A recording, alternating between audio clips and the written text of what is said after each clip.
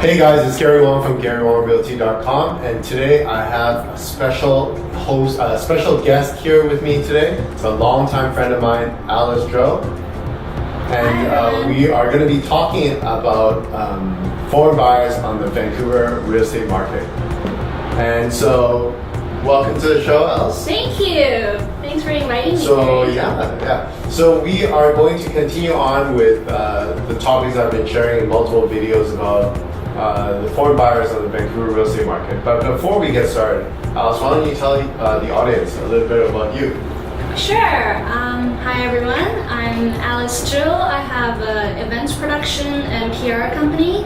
I've done lots of variety of different types of events, and over the course of the last 15 years of doing business, I've also built up a business social club called Social Butterfly Club with close to 3,000 members, and my network is about 7,000 plus. So I know a lot of people and kind of got my finger on the pulse as to what's going on, what people are thinking, and what they're feeling. So hence, today I'm representing the people of Vancouver to share some insights. And that's why I wanted to bring you in today, because I know you're super connected in Vancouver and you're so well versed, and you just have a large social circle. You actually deal with a lot of people from different countries, immigrants, foreigners, much more than I have. So you are able to provide a different perspective than I have. Like, mine is limited to the hundreds of people or even a couple thousand people I know,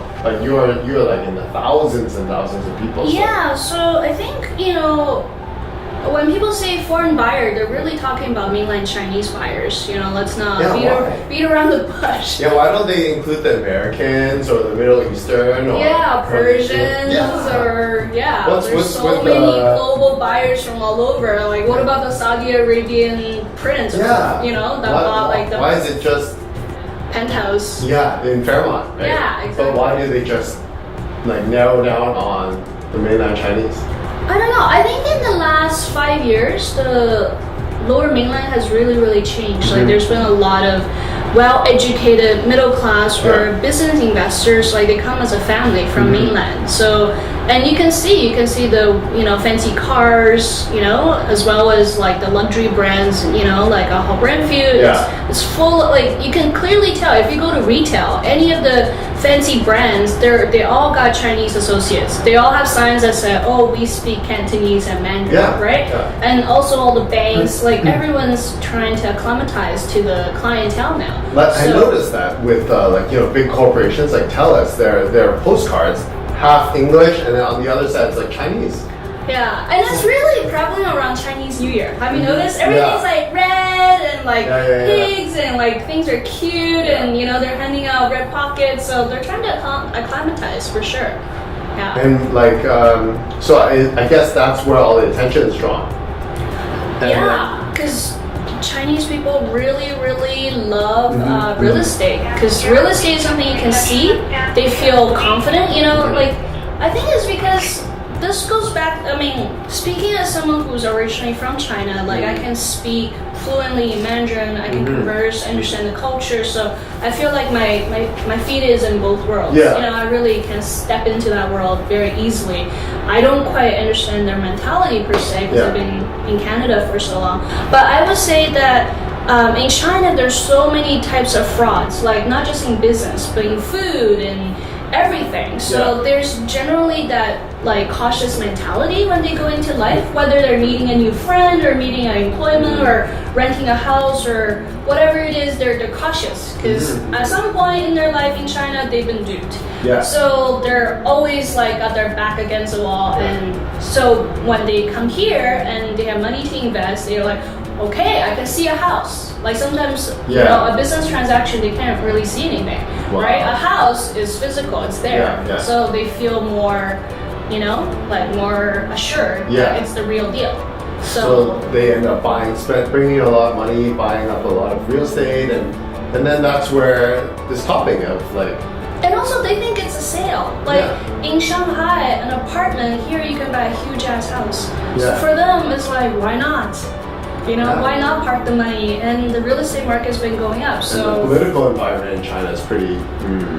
Yeah. You know, so it's kind of in their best interest to take their money I out. think it's two driving forces. It's the political instability, but a lot of it is environmental. Like the environment is so bad. Like there are a lot of like lung cancer even in young kids now. So because of pollution. Because of pollution, there's so many issues. Like, you know, when they get to a certain age, like they say that cancer and heart attacks and like even people overworking and dropping dead has been more and more prevalent. Because in China, like I think in a previous conversation you had with the radio host, they were talking about the 996, which is actually very common. Working 9 a.m. to 9 p.m. 6 days a week. So in China, overtime is considered the norm. And they don't pay. They don't have workers' compensation. So, they don't have holiday pay. They don't have a time and a half. So it's like since the time you're a child, you're studying. You don't get weekends. You don't have playland. You don't have any time to really be a child. When you become a worker, you're just a worker bee.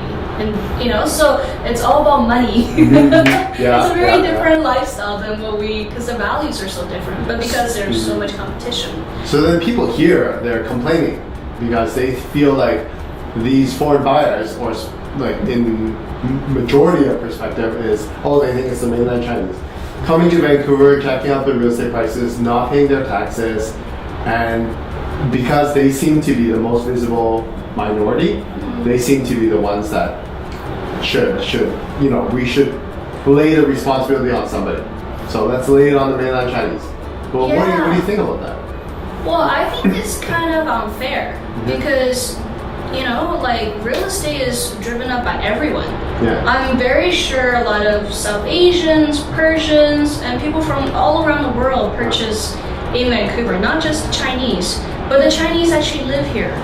Right? Like if you see an empty apartment, you don't know who owns that. It's empty. Like if you actually go to downtown, you know, Cole Harbor, which is one of the most expensive zip codes in the Lower Mainland, it's like 40% like empty. You know, and then you go around. Like I knew this because I had a client who had a little coffee shop selling chocolates, and within like 6 months they closed because there was not enough traffic.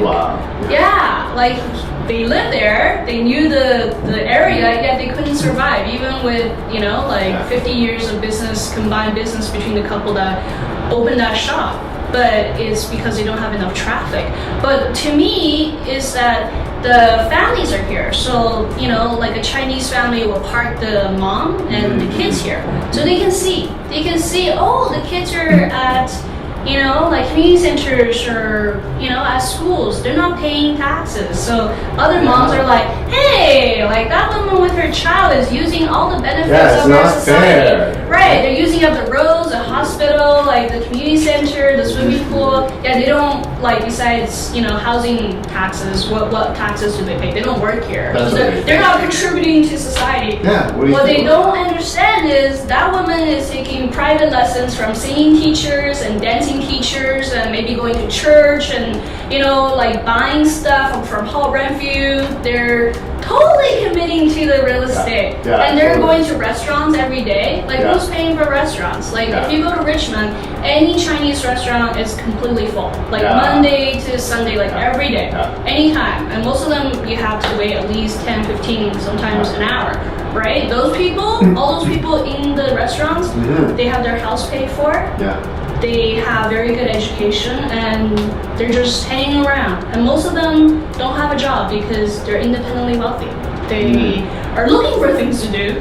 They're desperately looking for things to do. That's why there's so many social groups within the Chinese community. Like there's dragon boating, there's singing, there's so many singing choirs, there's like ballroom dancing. There's so many of these type of social groups. And then they break into regional. So if you're from a certain city, like Chengdu or Qingdao or Canton or whatever. They stick together. Exactly. Like regional or citywide or whatever. Or sometimes it could be from your last name. So if you're from like the Li family. You're the Chans. So they actually have like, you know, like ancestral groupings. So you can go to a reunion of all the Lis or the Chans or, So. Wow. So like, why do you think the locals are so against it? Are they just like, are they unhappy with the government policies, or are they unhappy with the mainland Chinese, or they're just unhappy because they can't afford the real estate because it's gone up? Yeah, Like, what do you no. think As is someone who the grew up core? here, like people of like my friends, we can't afford houses. Yeah. We just can't. And some of my friends are considering not having children because they're like, okay, I either have some fun and actually have a vacation once a year, Yeah, or yeah. I have a kid and have no vacation. Because housing is so expensive, they are like the living poor. I don't know if you heard of that. Yeah, term. yeah. Basically, you can barely pay your mortgage. If Yeah. you pay your mortgage, then you don't have, other money to have a vacation or play golf or Yeah. do anything else.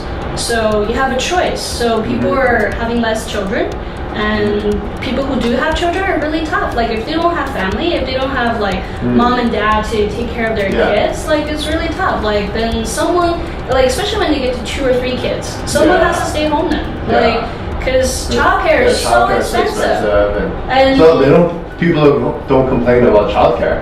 They don't say to the government, hey, charge the childcare people like tax or something like that. Yeah, and You know? you know what I heard? Like a friend of mine, she was pregnant at the time, Okay. and she was being told by one of her clients that she should start registering for kindergarten. Whoa. She was like 8 months pregnant, and people were like, yeah, like there was a couple, like this is from a grand opening I did for a fashion Yeah. boutique, and the owner was pregnant, she's also pregnant. Mm-hmm. But anyways, we had this couple come in, Caucasian couple, like they're Chinese, and they were saying, hey, we had to move out all the way to Langley, because there was no childcare available. Like we registered, waited 3 years, nothing. So when our child was that age, we had to move far out so that they could. So the parents had to travel 2 hours per way Yeah, so I just heard so about they that. can get into kindergarten. I heard about the supply of childcare is incredibly low. Insane. But apparently, the foreign buyers tax, speculation tax, and vacancy tax, and all those stuff, and also when the city charges developers for community amenity contribution, that fee is used towards parks, like libraries, childcare facilities, and all that. So I guess maybe the government should, increase the number of childcare facilities in the city. Absolutely. I think, to answer your earlier question, what do I think about foreign buyers? Yeah. I think it's a double-edged sword. As someone who was or who is a first-generation immigrant, I could see their plight. I could see how challenging it is, because when you don't speak the language, it's very, very hard to establish yourself in Vancouver. And it's not that they don't speak English. Yeah. Many of them speak really great English. They just speak with an accent. And Vancouverites, the first 30 seconds, if they hear you speak and they're like, no, you're not one of our people. Yeah. You're not from here, so you're one of them, right? Yeah. We have a very strong, us versus them kind of mentality. Yeah, why is that? I don't know. Why is that? I I think don't know. just because they look at me, they're like, oh, you're a Chinese realtor. Oh, you must be all your clients are all Chinese, aren't they? You support foreign buyers and you're mainland Chinese. Right. Maybe 1% of my clients are foreign buyers or mainland Chinese, Right. but they immediately associate you. Right. Oh, you're one of them. Right. You know? Yeah. It's Whereas very if I had a Caucasian face, oh, okay, let's be more diplomatic about it. Right. But They it's assume. I think it's because Chinese people naturally cluster, and I really don't think it's a national thing. I think it's a language thing. There's so many. Here's the thing. I think there's multiple generations. I think in the last 5 years, there's been a lot about, I would say, 35 to 50, age range. They have really great education, masters or sometimes PhDs. They come here, they have great English with a thick accent, and they're afraid to speak, or they speak sometimes when when push comes to shove. And then there's their parents who don't speak at all, right? And then there's the other group of people that have a lot of money, came as business investors or whatever, business class investors, and bring their whole family, and none of them speak, but they made a whole whack of money. Right? So the thing is, they're here, and they're really here to give their child the freedom to be a child, to enjoy you know, blue skies. Because in China, you literally can't see blue skies. Yeah, gray. No sky. You just see gray clouds. So I can see like why, but it's pretty tough because they don't have the social circle, they don't have the family background, you know, they can't really, they're very restrictive in terms of their freedom. Yeah, they can drive a Ferrari, but so what? You know, like when you feel like a nobody and no one's talking to you, like it doesn't matter what car you drive. So they're still very socially isolated. Hence, that pushes them to stick to their people even more. Right? So, and what do? They want to feel respect, they want to, so they gotta have something to do. So they end up shopping, or I hear from guys, they go to the golf course like every day. I'm like, don't they get bored? Like, going to the golf